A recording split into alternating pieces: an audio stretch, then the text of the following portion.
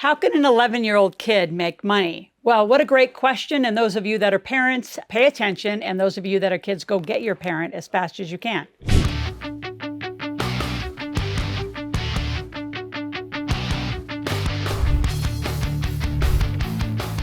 So we're going to talk about three things that actually I did and completely detail it in the Make Your Kids Millionaires book. At 11 years old, you never pay an allowance. Ever, ever, ever. So get away from allowances and start doing entrepreneurial tasks. We'll talk about that in a moment. Number two, what are the opportunities kids can make on and offline? And they can get a combination of that. And number three, what are the absolute mistakes to avoid to make sure you continue to make money year after year and you build on your skill sets? So number one, why not pay an allowance? Well, an allowance is a fixed amount of money for usually not identified tasks. And then what happens notoriously is the kid gets the allowance whether they did the tasks or not, even if you identified. So let's just skip that. And what I want you to do is start doing a task list. What are the things that are age appropriate for an 11-year-old that they could do around the house, other than the things they have to do that you've agreed to because they live there? Like cleaning a room, in my mind, it's because they live there. Participating with certain parts of, meal prep and like dishes, things like that, that's because they live there. Then what else could they do? So they could actually go like grocery shopping with you and actually do full meal prep. In fact, right now I want to give you a free gift. GravyStack is a kids bank, but it's not like a traditional bank, not like Greenlight or some of those other like rinky-dink ones. I'm talking, this has 100 mission and gigs that you can work on and you negotiate with your family. So all of these skill sets are built into an app. So go grab it. It just aligns with everything that I'm teaching. So come up with age-appropriate gigs, missions, tasks, so what I called them before, and what do they want to earn? So instead of having your kid think, well, I'm, going to get a typical 11-year-old allowance. What do they want to make? Have them start designing their paycheck. Help design their monthly income. So how much can they make? Because as they become an entrepreneur, just like you're an entrepreneur, and if you're not, you need to become one, you can make as much money as you want. So what do you want to do? What are the different tasks? And all tasks are not the same hourly rate. So for example, they could actually wash your car. Now, if they hand wash it versus drive through, well, I guess they're 11, they can't really drive through, so I'll go back. So if they actually hand wash the car, I'd give that a little more value than taking out the trash or helping organize some closet or something. So you decide on what's the value of the task, have them negotiate, have them go look online. What do other people get paid doing those tasks? So come up with what their monthly income, and they decide how much they want to make. If they want to make 50 a month, if they want to make 100 a month, if they want 200 a month, then the tasks associated need to be paid in compensation. Just because they're 11 does not mean they make a lot less money than someone who might be in their 20s or 30s doing the same thing. For example, if they choose to do your YouTube channel or make their own YouTube channel, which we're going to go on to often online opportunities, there's a lot of people who are making 20, 50, 75, 100 an hour doing video production. So if your kid's really good, now if they're a beginner, then they should get paid appropriately. So as you look at what they could do online, they could do all sorts of storage. We've made so many kids millionaires by designing some sort of offline, whether it's jewelry or some sort of a drink or some sort of thing, and then they sell it online. So you could get an easy Shopify store, you could do merchandise, you can go to Etsy. There's so many places that kids can make money online and offline. So offline is where I prefer you start. So what are, again, the tasks and chores that you're going to pay somebody else to do? You're going to pay them to clean your garage, organize, do whatever the home chores are, rake. We live in Lake Tahoe, Nevada, so my son did a lot of snow removal, which got a lot of money for that, especially in big, heavy winters. So what are the things that are age appropriate for your kids to do that you're already going to pay someone else to do? Then where do you look next? Look at the neighborhood. What else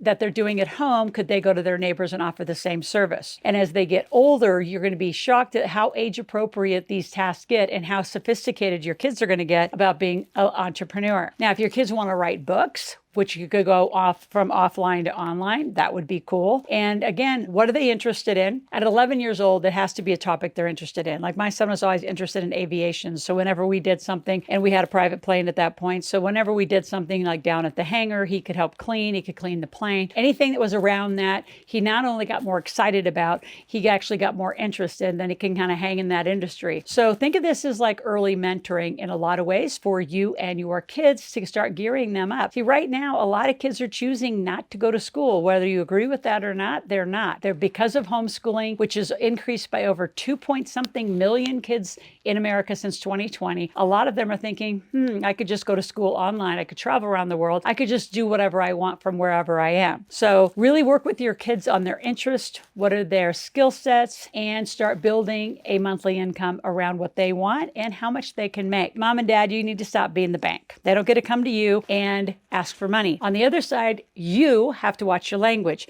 Don't ever say you can't afford it. You start brainstorming. Well, what can we do to make the money? If you want the new iPhone, you want a new whatever you want. So my daughter wants a hoverboard, right? So their minimum, they start at $1,000. And if you want them off-road, they're going up to as much as $3,000. I said, great. So what do you want to do? I'll pay for half. You pay for half. That's the deal in our family. So what are you going to do to make however much you want to buy the board you want? So she has to come up with the gigs and mission. She does some of it through GravyStack and she does some offline, which is through our neighbors. She helps do some chicken. She helps do some different yard work. She helps do things that are around our neighborhoods. She also babysits. You call it nanny, you're going to get more money. So what could your kids do to actually earn the pay that they want and the monthly income that they deserve? Watch your language, parents. Don't ever say you can't afford it. Don't ever say that you don't deserve it. Don't ask for anything. All that is really limiting and really affects their psychology at a young age. Now, before I go on to my third, all the mistakes, I want you to subscribe to my channel. Be here every day. Click that notification button. And this is a family-friendly channel. So any of your kids 5 years and older, they can hear this conversation. And if you think they're 5 and don't understand it, you're going to be shocked because kids don't have any bias or weird thinking about money. They're too young. They don't have any weird conversations about money unless you've embedded it already. Join my channel. I want you also to share my channel with at least 5 to 10 other families and people that you know need this. So even if your kid's not 11, there's still ideas in here that you could put to any age of a child, whether they're 8 years old or 12 years old. But I want you here. I want you sharing and liking and commenting. If there's a topic you want me to talk about, put it in the comment section. And I have a team on here full time who will let me know what topics you want me to talk about. Also, if you have any questions, go to askloral.com at any point, ask a question, make a request, and we are there 24/7. Now let's go to the third point.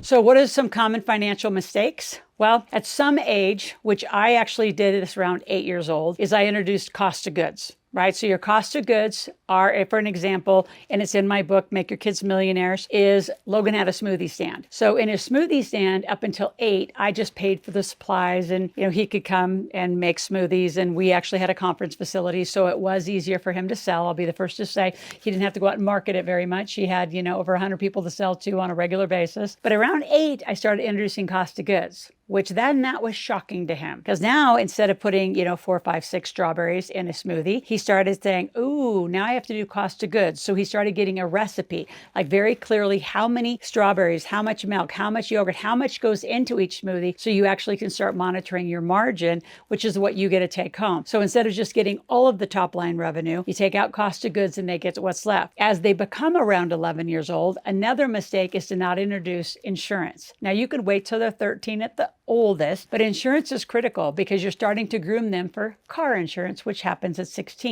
So insurance is, say they design $100 a month income, then you're going to take out a small percent. It could be as low as 1%, 2%. You decide what you want to take out. But that insurance really just goes into their savings account. So you're really not taking it from them. But if they had a sports injury, which my kids are always in sports, and they had insurance, they still could get their $100 income because they had insurance. However you want to hand that back to them or keep it, it's up to you. Again, you get to design a lot of these rules. It's your household, your family, your generational wealth. I actually would just put it in an additional account for them. And then they got it later when they were 18 years old, which they didn't know about until they were 18 because they thought I was really going to keep it. So however you want to do that, do that. But start introducing insurance to them because it's a huge thing in adult life. It starts at 16 with cars. And whether you pay for the insurance or they pay for the insurance, they have to start getting some real life experience. Now, the other thing is to talk to your kids about debit and credit cards. Now, GravyStack is attached to a debit card, which money comes right out of that GravyStack bank account. You could have your own additional debit card, or around 11, 12, 13, you could start giving them a credit card, or very restricted at 11. I think that's a little young. So they could have a card to go into a store, buy something, and understand that you're using somebody else's money for 30 days. So just bring the financial literacy, which is bring this channel into their life 5 days a week, and I'm here to answer any question. In the meantime, go to askloral.com, ask a question, make a request. Make sure you grab that GravyStack app and get your kid an account immediately. Talk to you tomorrow.